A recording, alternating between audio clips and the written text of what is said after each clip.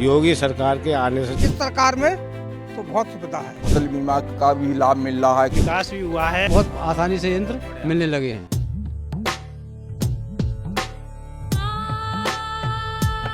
गंगा, यमुना, सरयू और चंबल से सींचकर हम उपजाते हैं बाबा विश्वनाथ को चौथे अक्षत, श्री राम के श्रृंगार के पुष्प और बांके बिहारी को लगने वाला इत्र। भरते हैं प्रदेश और देश का अक्षय पात्र मिट्टी, मेहनत और मां अन्नपूर्णा के आशीर्वाद से।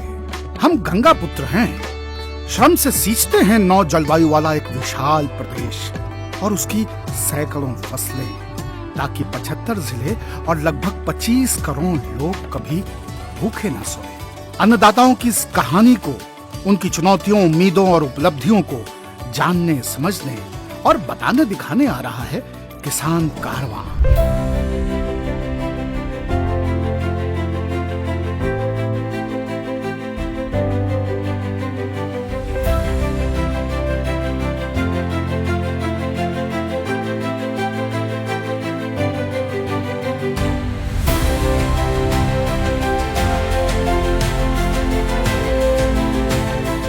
उत्तर प्रदेश भारत का कृषि हृदय। यहाँ की मिट्टी में मेहनत की खुशबू है और किसानों के हाथों में देश का भविष्य। इसी भविष्य को और मजबूत बनाने के लिए एक अनोखी पहल शुरू हुई, किसान कारवां। उत्तर प्रदेश के 9 अलग अलग एग्रो क्लाइमेटिक जोन्स को कवर करने वाली एक अलग और रोमांचक यात्रा। किसान तक का किसान कारवां उत्तर प्रदेश सरकार और इंडिया टुडे ग्रुप की संयुक्त पहल है। एक चलता फिरता मंच जो किसानों तक सरकारी योजनाओं, आधुनिक खेती और नई तकनीकों की जानकारी सीधे खेतों तक लेकर पहुंचा।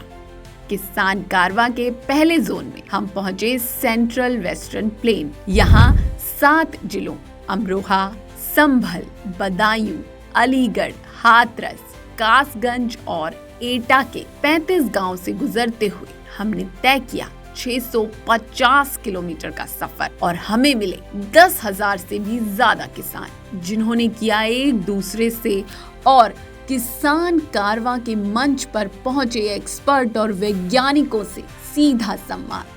खेतों के बीच, चौपालों पर और गांव की पगडंडियों में किसान कारवां बना ज्ञान और संवाद का केंद्र। यहाँ किसानों को मिली जानकारी, पीएम किसान योजना, पीएम कुसुम योजना, सोलर पंप, ड्रिप सिंचाई, मिट्टी परीक्षण, फसल विविधीकरण और आधुनिक कृषि तकनीकों की।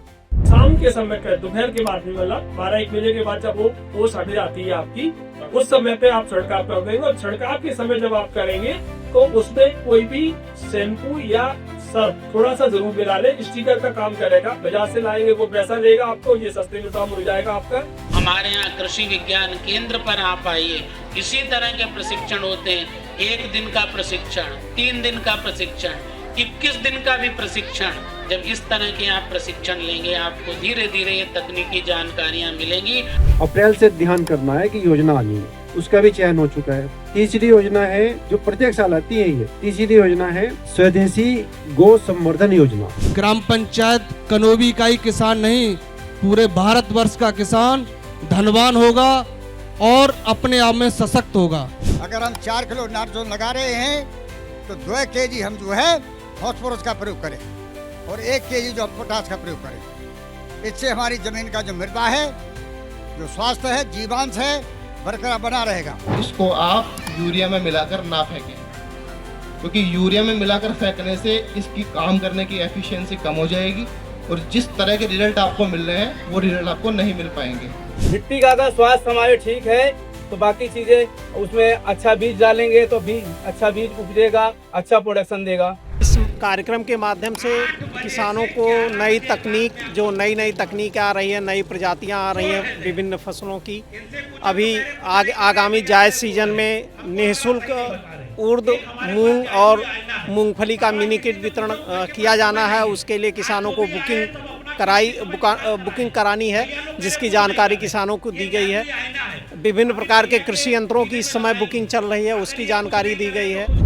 किसान कारवां सिर्फ जानकारी तक सीमित नहीं रहा। कृषि वैज्ञानिकों के साथ मिलकर किसानों की फसल उत्पादन, लागत, कीट प्रबंधन और बाजार से जुड़े सवालों के मौके पर समाधान बताए गए। यानी समस्या भी खेत की और समाधान भी खेत में। इसका परीक्षण हो जाएगा तो किसान को ये पता चल जाएगा इसमें किस तत्व की कमी है, तो कोई तत्व डाला जाएगा। इसलिए मैं आपसे गुजारिश करता हूँ पंचायत स्तर पर एक लैब होना। ठीक है, ये नोटेड है आपका पॉइंट। एक बार हम इस बात को ऊपर भी रखेंगे। फिलहाल हम आपको बता दें कि तहसील स्तर पे हमारी है और साथ में जिले स्तर पे भी हमारी मृदा की एक लेबोरेटरी है जहाँ पर जाकर आप जांच करवा सकते हैं अगर आप करवाना चाहते हैं। काफी अच्छी बात कही है आपने। इस पहल का एक ही लक्ष्य रहा, किसानों की आय बढ़ाना, कम लागत में बेहतर उत्पादन, सरकारी योजनाओं का सही लाभ और तकनीक के जरिए खेती को मुनाफे का सौदा बनाना। इंडिया टुडे ग्रुप का जो चैनल है, बड़ा अच्छा सा इन्होंने आज तक जो कार्यक्रम आयोजित किया है, किसान संदेश दिए गए हैं किसानों को। किसानों के बीच में जो वार्तालाप हुआ है, मैंने बहुत गहनता से इसको सुना, बड़े ढंग से मेरे को अच्छा लगा।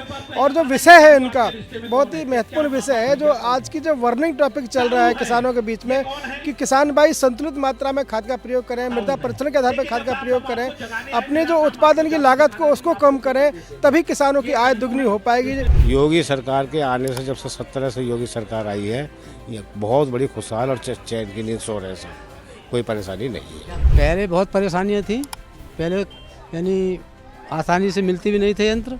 अब जब से यंत्रीकरण का युग आया है तब से बहुत आसानी से यंत्र मिलने लगे हैं। फसल बीमा का भी लाभ मिल रहा है, किसान क्रेडिट कार्ड भी सरकार ने बनवाए हैं, बहुत सी योजनाएं हैं जो किसान के लिए मिल रही हैं। काफ़ी अच्छा काम सरकार कर रही है। काफ़ी कुछ बदला है योगी सरकार आने से उत्तर प्रदेश में, और हमारे यहाँ भी हमने देखा है जब से हमने जीवन संवारा है अपना, यहाँ काफ़ी विकास भी हुआ है और किसान को लाभ भी ज़मीनी स्तर पर दिए जा रहे हैं। आपने जो यहाँ प्रोग्राम दिखाया है, लगाया है, उससे बहुत किसानों को अनुभव हुआ है, इससे जानकारी है। और मैं आगे यही निवेदन करूँगा कि आगे भी ये प्रोग्राम चलता रहेगा, उससे तो बहुत जानकारी किसानों को मिलती रहेगी। पहले से बहुत बढ़िया है रहुआ। पहले कम पैदावारी बातें, अब ज़्यादा पैदावार रह रही है। भाई हिसाब से हमें जो वैज्ञानिक हैं वो चीज़ निकाल रहे हैं, बाको हमें ध्यान देकर वो चीज़ इस्तेमाल करनी चाहिए जो चीज़ हमें लाभदायक है। अरे उससे पहले तो बहुत लूट खसोट सब कुछ था, गुंडागर्दी सब कुछ, जो कुछ था उनके बारे में वो जो करना चाहते थे वो होता था। वो सरकार ही ऐसी थी, लेकिन इस सरकार में तो बहुत सुविधा है। जोन 1 का ये सफर सिर्फ किलोमीटर का नहीं था, ये भरोसे, जानकारी और उम्मीद का सफर था। हजारों किसान जुड़े, सैकड़ों सवालों के जवाब मिले और खेती को लेकर एक नई सोच ने जन्म लिया। किसान कारवां सिर्फ एक यात्रा नहीं, बल्कि किसानों के साथ कदम से कदम मिलाकर चलने की कोशिश है। जोन 1 पूरा हुआ है, लेकिन ये मिशन अभी भी जारी है, क्योंकि जब किसान सशक्त होता है तो देश मजबूत होता है।